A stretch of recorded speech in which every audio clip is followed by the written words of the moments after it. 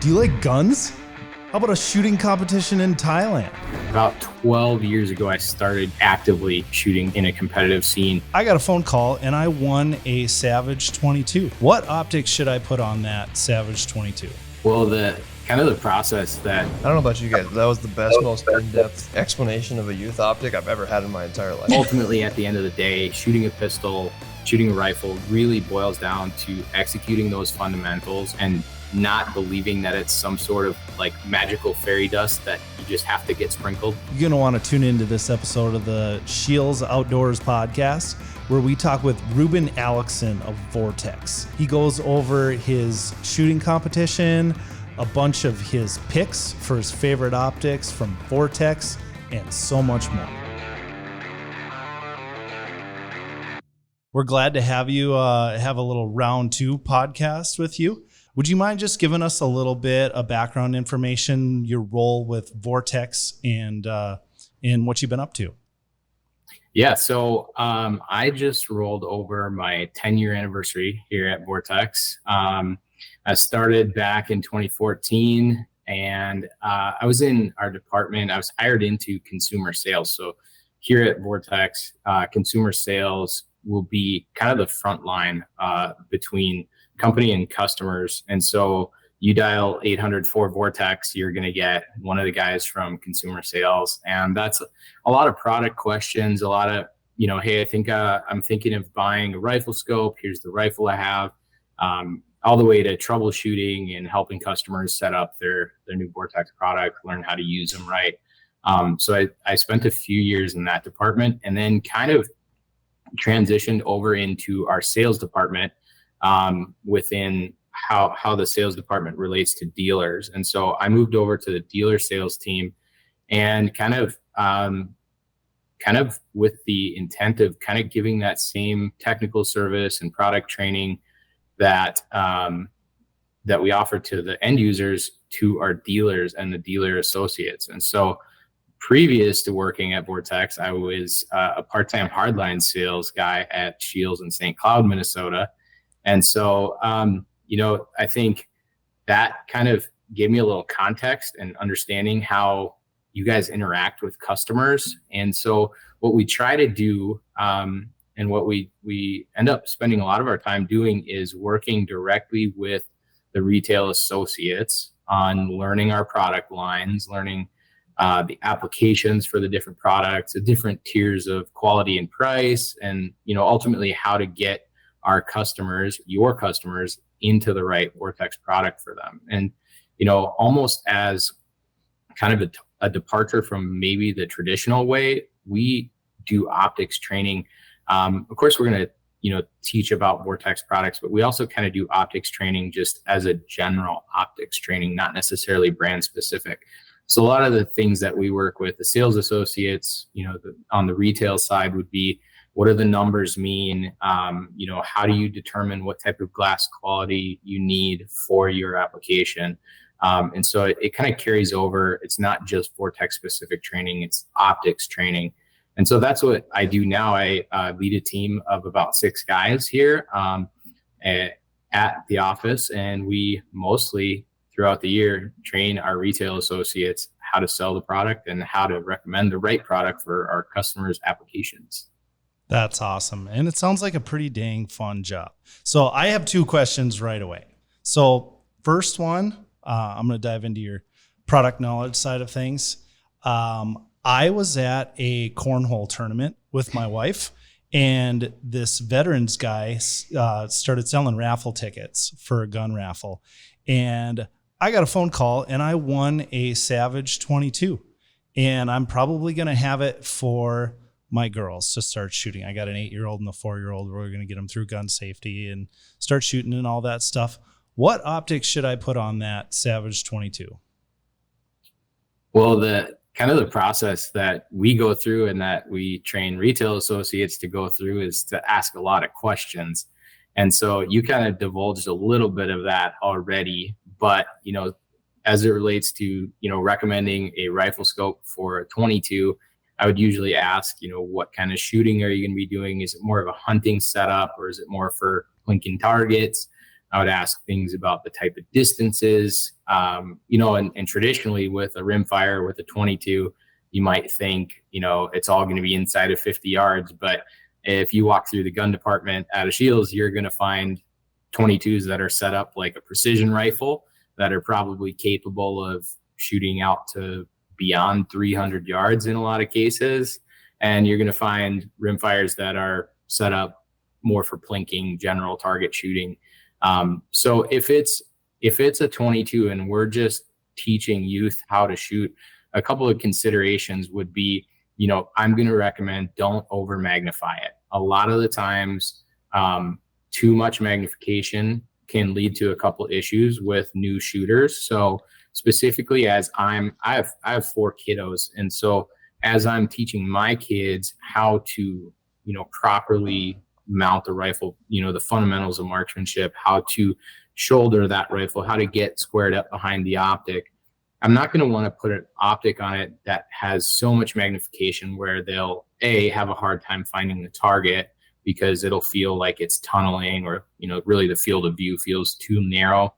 I'm also going to think about getting a scope with really generous eye relief and a pretty big eye box, because as youth are kind of learning how to properly get behind a rifle, how to shoulder it, how to, perfect their trigger squeeze or trigger press, I'm going to want to make sure that optic has a very generous eye relief and a very forgiving eye box. And so something probably lower magnification for that intended use. So like a 2-7, we make a couple of different tiers of optics that come in lower magnification, maybe a 2-7 or a 2-10, something like that.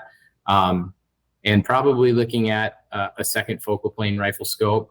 A first focal plane rifle scope could be a really great option if you were doing more precision shooting or more shooting beyond your zero distance. One of the downsides of first focal plane would be that reticle gets really, really fine and hard to see at low magnifications.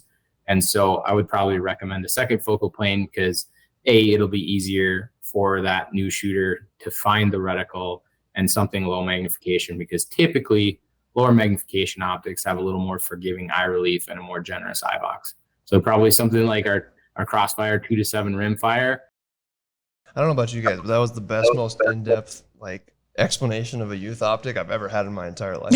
that is why Reuben does what he does. That was great. And that is why I asked that question. So Mike pulled up the SCHEELS app, I think, and was ordering SCHEELS.com. I didn't pull up the app, but no. I wrote that one down. That is like 99% is going to be the one that I put on that. So, and really sometimes sometimes with optics too, you need to really look at, this is kind of a good example, because I would look at the distances you're shooting. And, I think a lot of times you look at it and you're like, well, with some customers, they may be looking for something a little more budget friendly. And some people, maybe that's not one of the factors that doesn't really play into it. You still need to pick the right optic for that application. And so when I'm looking at even say, like you see some of the new precision rimfire rifles, the Tikka T1X, the Regara rimfires, those rifles can be very capable shooting out to, I'll give my personal example. So I had a rifle built on a Zermatt Rim-X action, and it kind of was built as a clone to one of my precision rifles. And so, but that rifle with the right ammo, like SK long range or Ely match, that rifle is very capable out to, wind as a factor. But as a general rule, 300 yards is not a big problem with that. And so when we're looking at that rifle and we're looking at another rifle that, let's just say its intended purposes is to shoot, 100 yards to 1,000 yards, when we go up in optical quality and in price, that really helps us. That optical quality really helps us with resolution and color fidelity and basically being able to resolve detail at extended distance. When I'm looking at a target that maybe is max distance of 300 yards, I don't need all of that optical horsepower. And so just because you can spend that extra money on that optic doesn't mean that it's absolutely necessary for that application, if that makes sense. Mm-hmm. Yeah, that's a great explanation. You know, you got to find the optic that's going to match your rifle. Yep. Mm-hmm.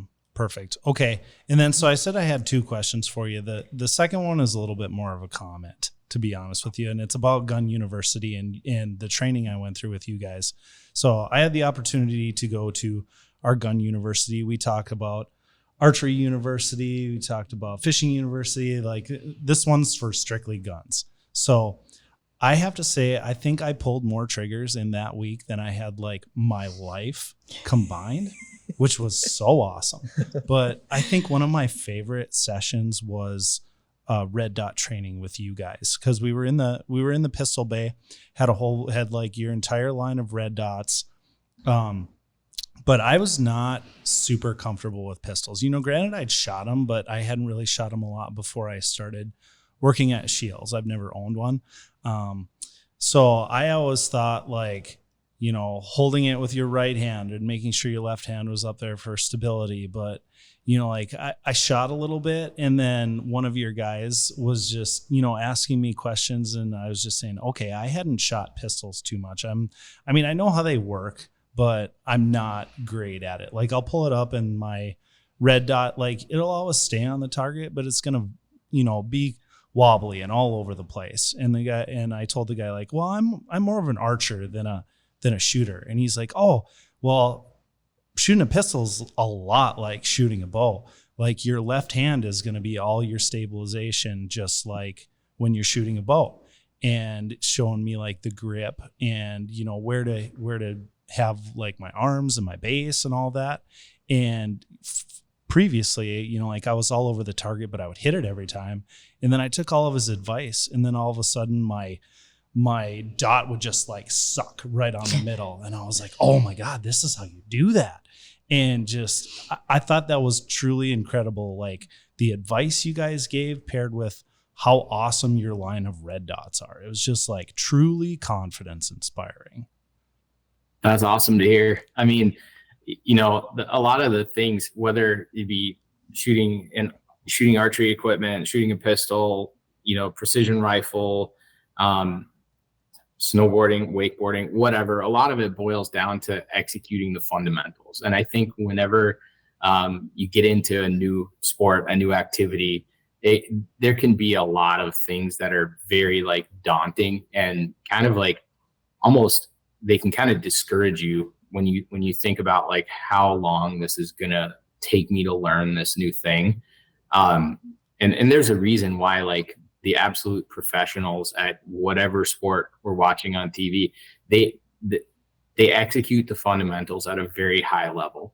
And if you can break those fundamentals down into kind of actionable things that you can do, that you can be instructed to do, it can be very simple. And I think one of the cool parts about shooting with somebody, I mean, somebody who's experienced, is they typically have a pretty good understanding that it's not some magical formula. You know, some people, of course, maybe are born with certain, you know, characteristics or physical things that help them do things better. But ultimately, at the end of the day, shooting a pistol, shooting a rifle really boils down to executing those fundamentals and not believing that it's some sort of like magical fairy dust that you just have to get sprinkled on you to do it well. It's just executing the fundamentals, and having a good instructor can really help you simplify that process.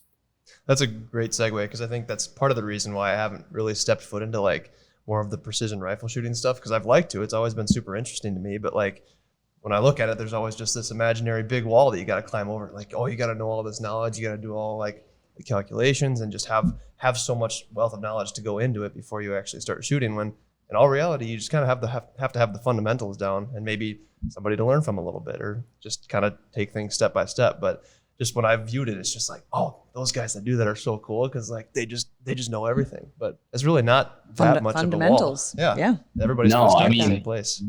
With precision rifle, kind of as a whole, you know, being successful or you know, kind of doing that at a high level really breaks down to, well, you do have the thing with gear. You need to make sure that your gear is capable, right? So but that's, I mean, relatively, I don't want to say easy, but it's relatively simple. Mm-hmm. Getting gear that's consistent, making sure you have an accurate rifle and good ammunition and an optic that that's consistent when you make adjustments. If you have those things, you can get into, one of a large number of ballistic apps on your phone that can give you that data. You can also get some devices that have integrated ballistics in them, like rangefinders and range-finding binoculars, weapons-mounted rangefinders.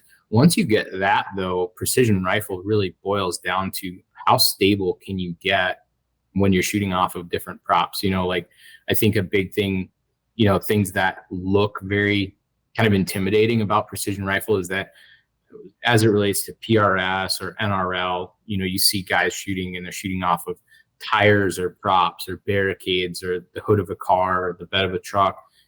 At the end of the day, if you can get stable in those different positions that you're being instructed to shoot in and your gear performs well, you can be a good precision rifle competitor. And the kind of the difference between a newbie and somebody who's very experienced at precision rifle is the guys who are very experienced, they know what they need to do to get stable in those positions, and they do it without kind of wasting time, right?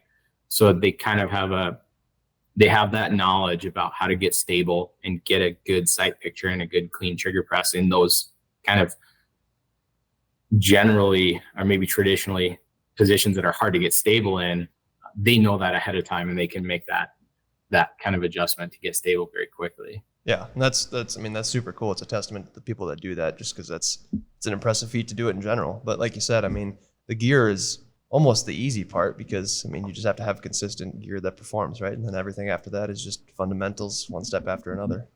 Fundamentals and a healthy knowledge of how to read the wind and how to make adjustments for the wind. Getting stable, knowing the wind, and having good gear.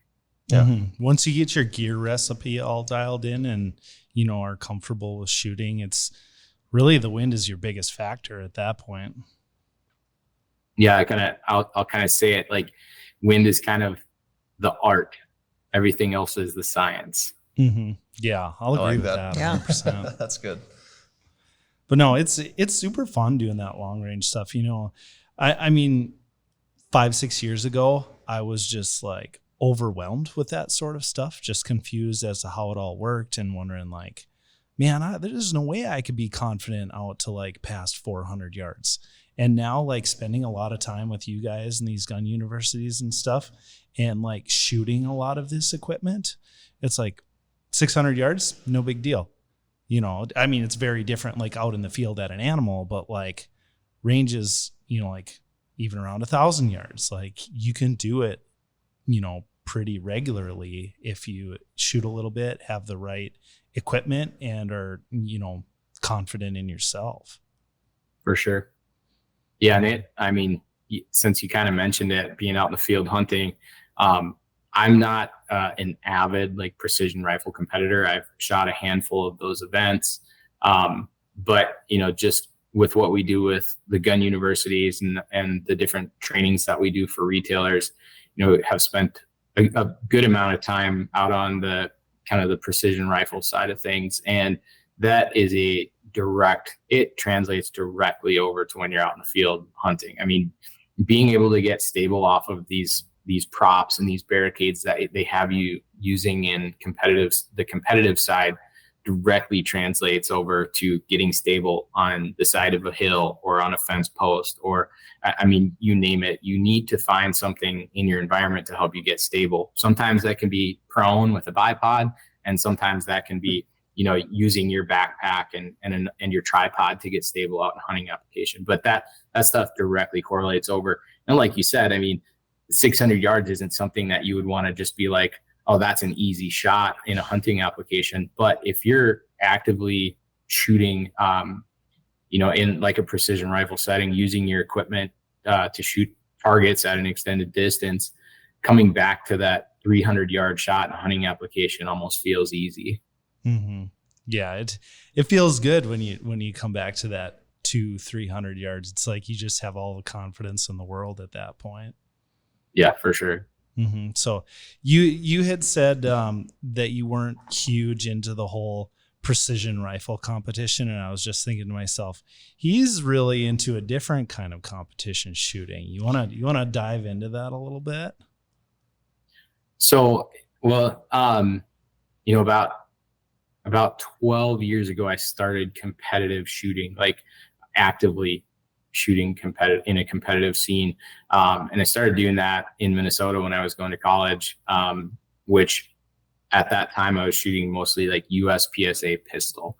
So if you're thinking like a times setting, so you're shooting on the clock, you're shooting targets for a hit factor, for a score, and then ultimately the shooter with the most points in the least amount of time, with the least amount of penalties would have the highest hit factor. And so I got started doing that in about 2010. And that kind of over the years, I should go back a little bit. I grew up hunting and always kind of, whenever I could, shooting targets, and just, I guess you would kind of say that like that was one of my main kind of interests and hobbies, was shooting. And so whether it be hunting or target shooting, that kind of drove me to get into competitive shooting. After a couple of years of just doing pistol stuff, I started getting into a sport called 3-gun or multi-gun, and that's going to be a rifle, pistol, shotgun typically, and kind of the same scenario. You're going to shoot pistol applicable targets with your pistol, and shotgun and rifle the same. So getting into that, that's been something that I've done a lot of over the last 10 years, and it's been a ton of fun. Honestly, like, it's taken me all over the US, going to different matches in different states, different areas. And then just the kind of the scene, the culture of competitive shooting. It's there's a lot of people who do it at a really high level, and they're very competitive. So that kind of drew me in. It's a way to kind of have that competitive outlet as, you're beyond college and you're kind of an adult now. And so I've really enjoyed doing that. And so if you kind of think about multi-gun being like rifle, pistol, shotgun, there's also a competitive outlet for each of those guns individually. And so I've done carbine only matches with like an AR style rifle. I've done matches that are carbine but with an AK style rifle. I've kind of stayed doing a lot of this just pistol only competitions too throughout this. And then one of the things that has always been a ton of fun, I guess, growing up in the Midwest with a lot of bird hunting, like the shotgun has always been something that I've enjoyed shooting a lot. And so there's also competitions that are shotgun only. And so I've done it for a while, and I've always kind of looked at doing it internationally. And if you're going to go do that type of sport internationally, you're probably going to do it under a ruling body or governing body called IPSC. A lot of times when you're out on the range, you hear that IPSC target, right? You'll hear the IPSC target. It's kind of that torso shaped target. And so IPSC is the International Practical Shooting Confederation. And so they typically don't have like a multi-gun scene. They have kind of individual guns, right? So you're going to have all shotgun, all pistol, or all rifle. And the way that they do their international championships, or the world championship, would be in the form of the IPSC rifle shoot, or the IPSC world shotgun shoot, or the world pistol shoot. And so in my kind of experience as a 3-gun shooter, you have different strengths, right? And so one of the guns that I've focused on a lot, and one of my strengths has kind of been the shotgun. And so I decided to pursue going to the IPSC World Shotgun Championship mid last year. So mid 2023, I kind of put my name in the hat, and ultimately kind of got the call to go represent on the US men's open team. And so I went to Pattaya, Thailand, with about there was 3 other guys on the men's open team, and then there was a bunch of other shooters from the U.S. in different divisions. So the way that it works out is the U.S. sends a delegation, and then a bunch of those people end up on the teams, and then a bunch of those people represent the U.S. individually. And so I put my name in the hat to go represent the U.S. On the men's open team. And an open shotgun probably doesn't really look like your pheasant shotgun or your duck hunting shotgun. I was just going to say that, like, for the people that are listening to this, can you kind of describe what that shotgun is? And then also, like, how many different countries were there? Yeah. So first on the shotgun is in an open division. There's, I guess you would kind of describe it as like the top fuel dragster of shotguns, right? So the shotgun that I shoot in open division is a Vepr, which ultimately is kind of an AK style shotgun. So if you've ever seen like a Sega, it's very similar to that. It's a little more heavy duty, I guess. The action and receiver are a lot bulkier than a Sega. But there's a company down in Texas called Dissident Arms, and they specialize in making what I think are the best open shotguns in the world. And so I shot with 2 of the guys from Dissident Arms, and then one of my teammates, Scott Green. And so we went and competed against people from about 42 other countries. And overall, there were about 700 competitors at the World Shotgun Shoot. And so that format is it's a really big match. It's really intense in the sense that not only you're kind of traveling halfway across the world into, Thailand is a very different climate. It's very hot and humid. But going over there and just kind of getting to rep the USA, getting to represent the USA, wearing the stars and stripes, very humbling. It's honestly something I'll never forget. And so the competition format is 5 days straight of shooting. And so we shot 30 stages over 5 days. And so typically, I believe it was about 1,000 rounds of shotgun. And we were kind of battling back and forth between Poland and Thailand, the UK, South Africa. And so ultimately we ended up finishing silver as a team in the world, which honestly, I wasn't expecting it, but everybody on my team shot really well, and it was a blast. Wow. That's wild. Awesome. Yeah. Literally, that was a blast. It was a blast. Well, congratulations. That's awesome. Yeah. Thank you. I have a question. So many too. questions. Yeah.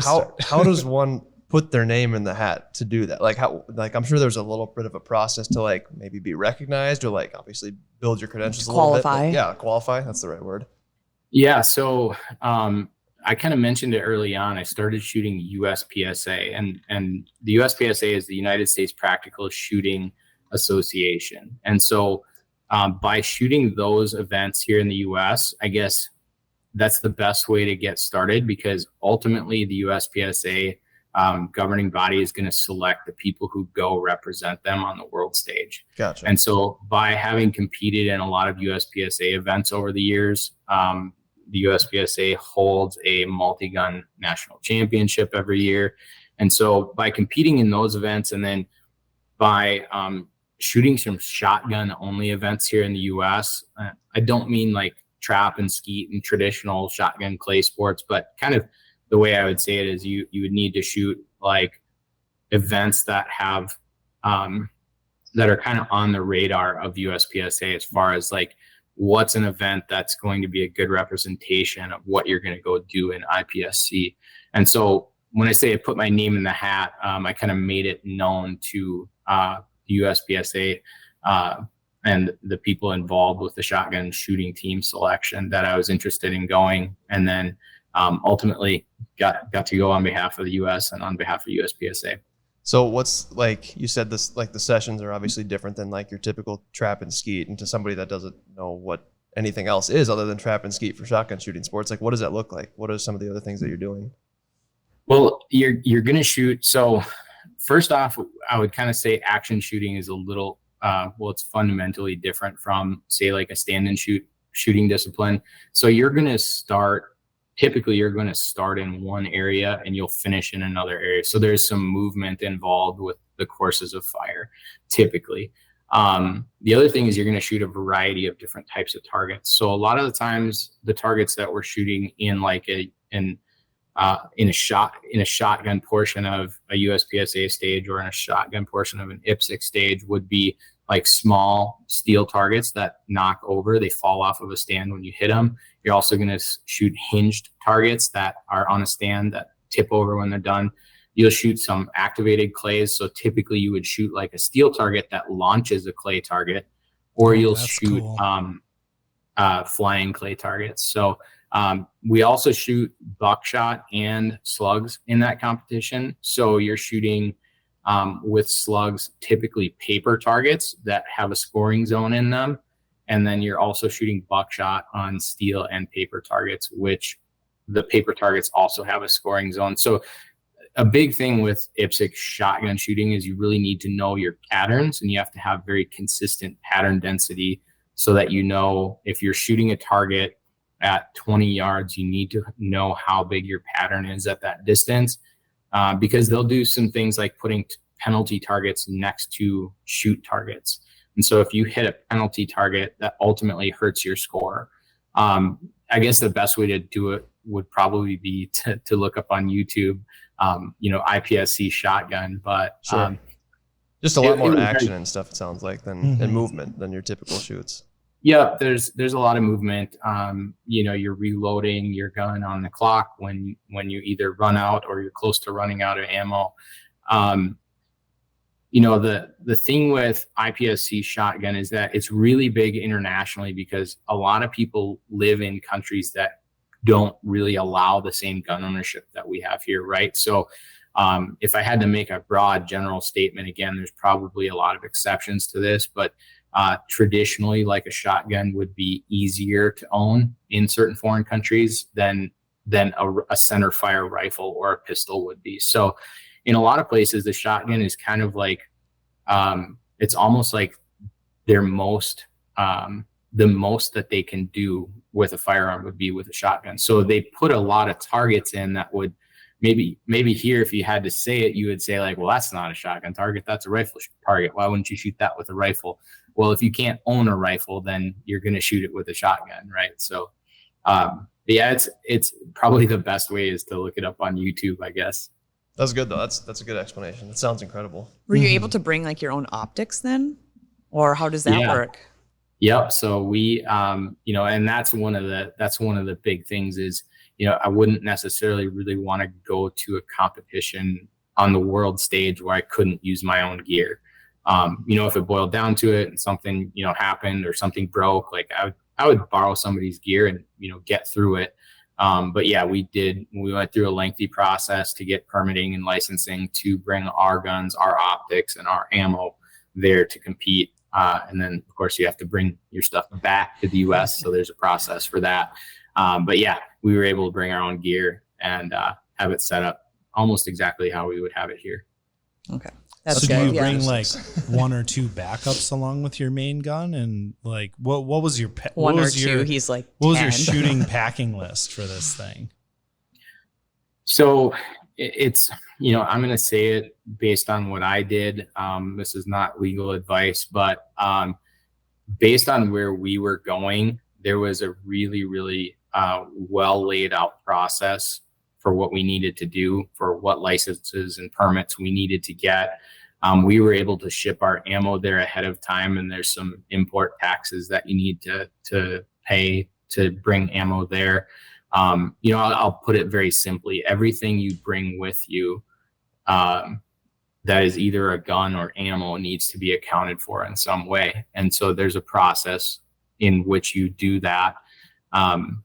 But yeah, it was relatively simple because this range where we were also hosted the World Pistol Championship the year before. And so there was a lot of people that went the first year in 2022, I believe, that had experiences with going to this part of the world and what you needed to do to bring certain types of firearms there. So it was relatively easy for us. It was it was complex, but not really complicated, if that makes sense. Mm-hmm. And so we knew what we had to do. It was still a lot of work, but everything worked out. That's good.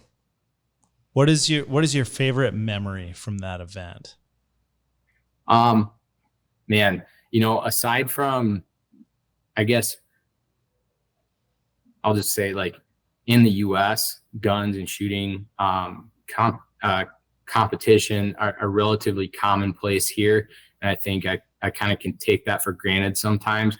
You don't really think of it when you think of like international firearms competition, but going there and seeing people from all over the world that were very proud and very, like, they're very kind and generous people, and just in general happy people who took it, you know, they didn't take it for granted being there representing their country. And so I think that was probably one of my coolest memories. You know, having a really strong performance was awesome, and being up on the podium was amazing. Standing next to, you know, my teammates and holding the flag was something I'll never forget.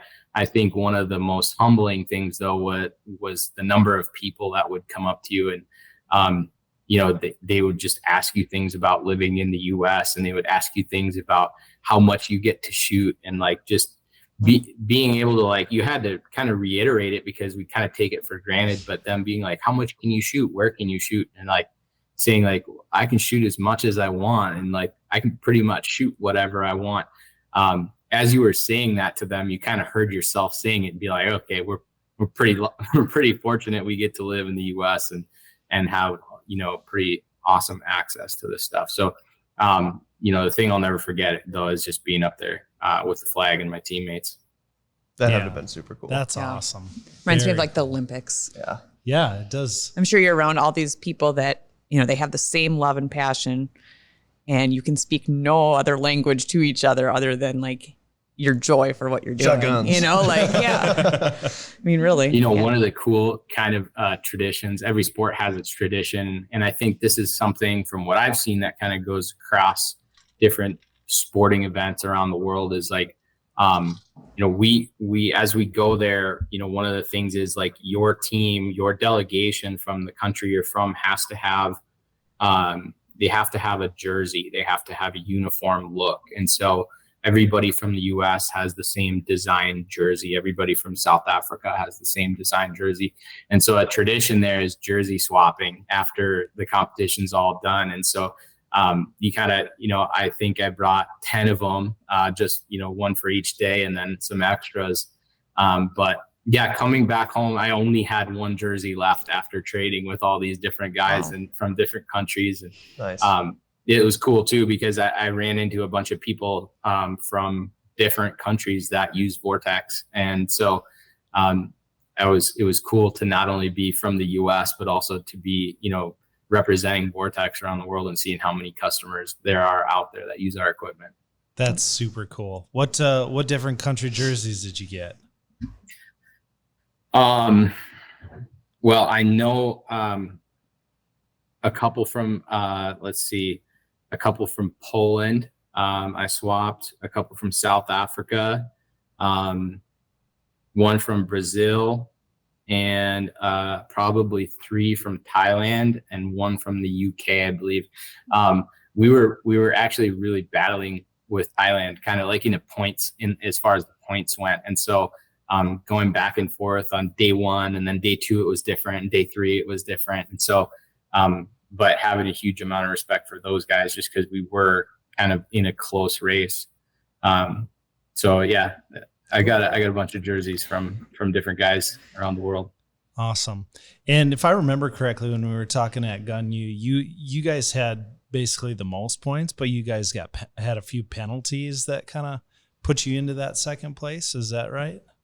Well, you know, everybody is going to have the offset of penalties based on the number of penalties that they shoot and the value of those penalties. And so we were really close. When I say really close, I think it was at the end of, you know, the way that they do the scoring is you're going to have a team of 4 people, and then the highest 3 people's scores count. And so I think our score combined was 47-53, and I think Poland's was 47-55. Wow. So about I think maybe 2.5 points separated gold and silver. And I think maybe what we were talking about when we were talking about it was like 1 penalty point was the difference between one penalty target was the difference between gold and silver for us. That's what I was going to ask is gotcha. like what would make that, like how much is a penalty worth? I'm sure there's different ones, but like, well, I'll tell you for the penalty that I'll tell you based on what so I shot a really, what would I say, a clean match, which I guess a clean match just means you could have gone a little faster. But I shot a really clean match. I had 1 5-second penalty in the match. And so when you think about that, but that was the seconds. Does the seconds relate to the points value? Is that how that works? Not really. It would depend on the stage. Okay. So yeah, if you shot a stage that took you 25 seconds and you shot, sorry, I spoke incorrectly. It's a point penalty, so a 5-point penalty. Either way, it's pretty minuscule of a difference. It was small, and I'll own that one. We'll let it slide. Hey, you brought home silver for the U.S. That's awesome. Super cool for you. Do you have the medal with you? No, I don't have it here. He like pulls it out. I gave you some lead time. I was really hoping you just pulled it right out of the sweatshirt. My teammate from the men's open team, Scott Green, won the overall gold as well. And so there's an individual, kind of everyone scored it as an individual as well. And so he brought home the gold. And unless I did that, I wouldn't feel right around that medal. That's fair. That's maybe fair. next time. No, congratulations on that. That's awesome. That's a super cool feat. And I mean, are you gonna try and do it again in the future too? Yeah, I'm definitely I'm planning on trying. So this event happens every 3 years. And so the way that kind of the cycle works is this summer was the World Rifle Championship. Last fall was the World Shotgun. The previous summer was the World Pistol. And so now it will revert back, and next summer will be the World Pistol Championship. And then the following summer, 2026, will be the World Shotgun Championship. So it's a 3-year cycle. And so I'm going to do everything I can do to be in a space of readiness and preparedness as far as training goes, to kind of put my name in the hat again to go in 2026. That's the plan. So we'll see. Where will that be? I believe that one is in it's in Corinth, Greece, I believe. So just outside of Athens. That'd be sweet. For somebody that like doesn't know much about this space and maybe is just hearing about it for the first time, like me, but like, how does somebody get started like shooting something like a competition like that? Or maybe it's 3-gun, or like, what's the first step in the right direction to do something of that vicinity? Well, I mean, that's one thing that I wish it was a little more commonplace, just as far as knowledge and people knowing how to get started and get signed up. You can always go to the USPSA website, uspsa.org, to look up, a local gun club that hosts those type of competitions. I'm going to always tell people, like, the best way to get involved into this type of shooting is to find your local gun club that hosts these type of competitions and start going to like a shooting league, right? Like a Tuesday night league where a bunch of the club members get together and shoot smaller competitions. And then you're going to probably progress from there into shooting more like, bigger monthly events or regional events. And then, going from there into shooting the national matches, whether it be pistol, 3-gun, whatever discipline you're wanting to get into. The first step really is though getting involved at a local club that hosts competitions, because there is where you're going to run into all the people that carpool to these other matches, and they share equipment, and they share like, hey, are you going to Texas 3-gun next spring? Like they talk about all these different things, which can be kind of hard information to find. But as soon as you go to your local club, you're going to run into somebody that travels and does this kind of thing, maybe regionally or at a national level in the US. And then when you meet those people and you start getting more involved in those communities, then you're going to start meeting people who are like going to world shoots or going to regional shoots. Gotcha. First step is get involved. I like it. Yeah, exactly. It means you got to get out there and do it. Not necessarily like your Thailand IPSC events, but do you see a lot of like kids and youth getting into this sort of thing too? Like when I say like, yes, I'm probably viewing it from kind of like my view, which is kind of probably a small subset of people who compete. Not from a skill level. I'm just saying from like the further you go down the rabbit hole of specialized type of competitions, the less visible it is and the harder it is to learn more about. But I would kind of look at like getting involved in competitive shooting. There's a lot of growth in the area where youth are getting involved, from high school shotgun shooting sports like trap. So high school trap is a huge one now, especially in the Midwest. It's growing really fast. You have things like rimfire steel challenge, and then high school shooting teams that are now shooting stuff like rimfire competitions.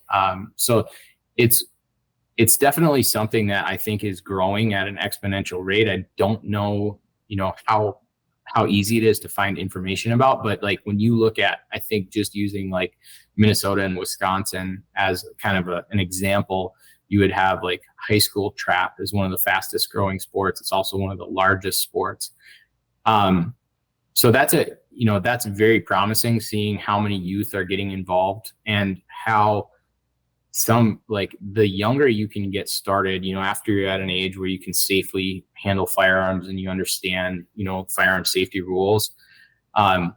When you're kind of in that, just like in high school traditional sports, those kids' learning curves are so fast, right? They're learning at such a quick rate that carries over to shooting as well. So if they're getting involved at a younger age, they're more likely to be on kind of a fast track. Whereas if you start in your 30s or 40s, like, you can still obviously learn and you can still compete at a very high level. And, it kind of boils down to how much time and effort you put into it. But the ones who are getting started younger are definitely at a huge advantage. And as far as it goes, like USPSA pistol competitions and 3-gun competitions, when we see shooters getting started at a younger age, they're definitely on a fast track to, getting better and increasing skill level. Mm-hmm. Awesome. Yeah, it's just great seeing the youth involved. And I knew that, sporting clays and trap and all that was one of the fastest growing youth sports, but I was curious about, sort of that shotgun or, 3-gun and all that stuff, wondering how the youth was with that. So appreciate the answer. Yeah, for sure. Mm-hmm. All right. Well, one last thing I'd like to do is a Reuben's top picks. So I'm going to give you a type of optic, and I'd like you to just give me your top pick from the Vortex lineup and why you really like it. Perfect. All right. Let's start out with red dots. What do you got for us? Red dots from a pistol perspective. I'm a huge fan of our Defender XL red dot. We released it this year. We've been shooting them, testing them for the last couple of years. Defender XL with a 5 MOA dot size is definitely a favorite of mine. It's got a very large viewing window, so you get a very unobstructed field of view, or apparent field of view when you're looking through the optic. That one's a for sure winner for me. Mm-hmm. I'll vouch for that one too. I got to shoot that at Gun University. Yeah. And you pull it up and it's like, wow, this window is great. I can find my dot immediately. So like I said, I'll vouch for that one. Quick sidebar. Does the bigger window, does that help with acquisition faster? Is that a big deal? Or is that not necessarily window size? It can. this is getting into the weeds. Another rabbit hole. Well, you don't want to put This one of was a those big- on yeah. like your smallest concealed carry. Sure, that makes But, sense. Yeah. Okay, so as far as target acquisition goes, I think I'm a firm believer that having the fundamentals of a good grip and a solid, like very repeatable presentation of the gun to the target is more important for target acquisition, because that's gun comes out of the holster, gun comes up to the target. I'm looking at the target and bringing the gun up to my vision, between my vision and the target. Gotcha. So I feel like window size isn't as important there. The thing where window size for me really comes into play is when we introduce recoil into the equation. As soon as that gun starts recoiling, a larger window will make it so that I'm less likely to lose the dot under recoil. Think of a very small window when that gun recoils and the gun lifts off axis. I don't see the dot anymore. A larger window will allow me to maintain my view of the dot through the recoil cycle. So it's not necessarily target acquisition or target transitions. It's more, as soon as the gun starts recoiling, I'm able to maintain view of the dot. Does that make sense? Yeah, it goes back to the Yeah. fundamentals of That's stuff a like you're great saying. answer. I like that one a lot. Yeah. All right. Next one, spotting scopes. What do you got for us? Ooh, this is a tricky one. So spotting scopes, if cost isn't an issue, I'm looking at the Razor 13 to 39. It's a compact spotter. We just released it in the last year. That spotter is awesome because it packs a ton of magnification in a really, really small package. So in the straight configuration, it's a little bit bigger than a 20-ounce Coke bottle. So having almost 40 power in something that can sit in like your drink pouch on your pack is awesome.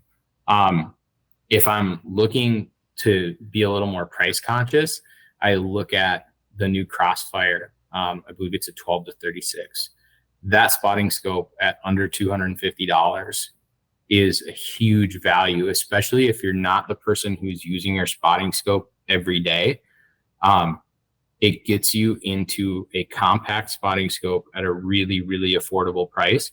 And of course, as you go up in quality, the person who uses their spotting scope more and more will appreciate the optical increase in performance as you go up in price and different tiers of quality. But I think for someone who's like, I go on one trip out west every couple of years, or, hey, I want a small compact spotting scope, and I'm looking at waterfowl out 200-300 yards out in the field, trying to see what species is out there. Right. You don't need to break the bank. So I'm kind of torn as like, what's my favorite, because there's two really cool options, that Crossfire 12 to 36 or that Razor 13 to 39. Mm-hmm. Yeah. That new Crossfire punches so far above its price class. It's wild. Yep. And yeah, the Viper it's crystal clear. Let's go with binoculars. What do you got? Binoculars, I guess my go-to, over the years, my go-to binocular has been a Viper HD 10x42. It was also the first pair of binoculars I got when I started working here.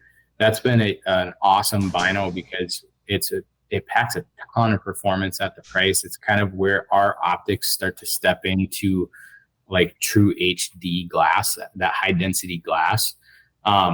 So the Viper 10x42s have been a long time favorite of mine. I think just they perform, again, like you said, they punch way above their weight class. For about the last couple of hunting seasons, I've been running our new Razor UHD compacts. And so I've been using the 8x32s, partially because traditionally it's always kind of believed like bigger lenses in low light are better. And so a lot of times guys will go to a 42 or a 50 millimeter objective, or sometimes a 56 millimeter objective. And so primarily where I'm using my binos, I live in southwestern Wisconsin, and a lot of times I'm hunting where that first half hour of the day and that last half hour of the day is probably my highest likelihood of having a deer come by my stand. And so I've been using the 8x32 UHDs the last couple of seasons, and I've been really, really impressed. So if I have to pick one, I'm probably between those and like a Viper 10x42, just because different applications. But yeah, those have been awesome. Mm-hmm. I like it. I sense a common theme here. Everything's getting a little bit smaller, a little bit more packable, but still crystal clear. Yeah, for sure.